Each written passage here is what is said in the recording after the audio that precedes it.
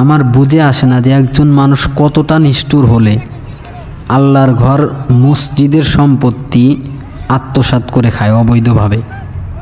সম্মানিত দর্শক, আপনারা এই মুহূর্তে যে দৃশ্যটা দেখতে পাচ্ছেন, আপনারা হয়তো অবাক হবেন।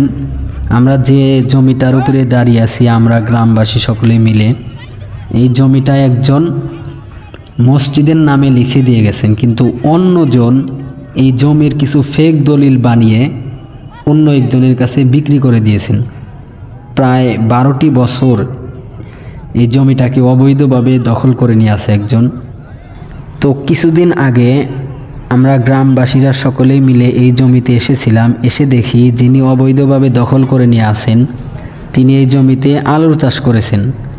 আমরা সকলেই মিলে এসে আলু তুলতে লাগলাম। ইন দ্য মিড টাইম যারা বিরোধী পক্ষের লোক আছে তারা দেখি আমাদের উপর আক্রমণ করা শুরু করেছেন। কিন্তু ওরা ছিল 10-15 জন। যেহেতু আমরা গ্রামবাসীরা অনেকজন ছিলাম, সেজন্য কিছুক্ষণ গ্যাঞ্জাম হওয়ার পর সব কিছু শান্তশিষ্ট হয়ে যায়। এতে ওদেরও কিছু আহত হয়, আমাদের গ্রামবাসীর পক্ষ থেকে প্রায় 2 জন আহত হয়েছে। আমরা তখন সব আলু তুলে যার যার মতন বাসায় চলে আসছি। তারপর আমরা এই জমির বিষয়টাকে নিয়ে থানায় গিয়ে যিনি অবৈধভাবে এই জমিটা দখল করে আছেন তার নামে জিডি করি। তো যখন আমাদেরকে বলা হয় যে এই জমির তোমরা রিয়েল দলিল পেশ করো, আমরা সব রিয়েল দলিল আদালতে পেশ করলাম।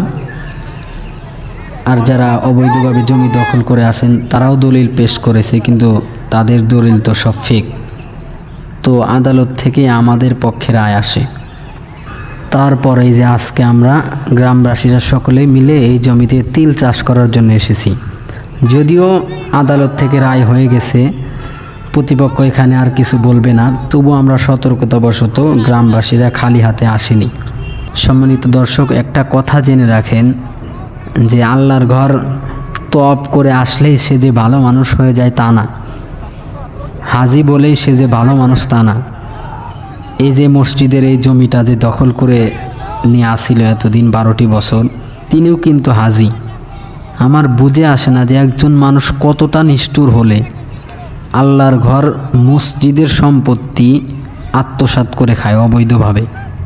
আমি আপনাদের রিকোয়েস্ট করব, আপনারা সকলেই এই ভিডিওটা বেশি বেশি শেয়ার করবেন যেন সকলেই দেখতে পারে। আর এই ঘটনাটা ঘটেছে সিরাজগঞ্জ জেলায় কামারখন্দ থানার মামুদাকোলা গ্রামে। আপনারা সকলে বেশি বেশি শেয়ার করে দিবেন এবং চ্যানেলটা সাবস্ক্রাইব করে দিবেন। ধন্যবাদ।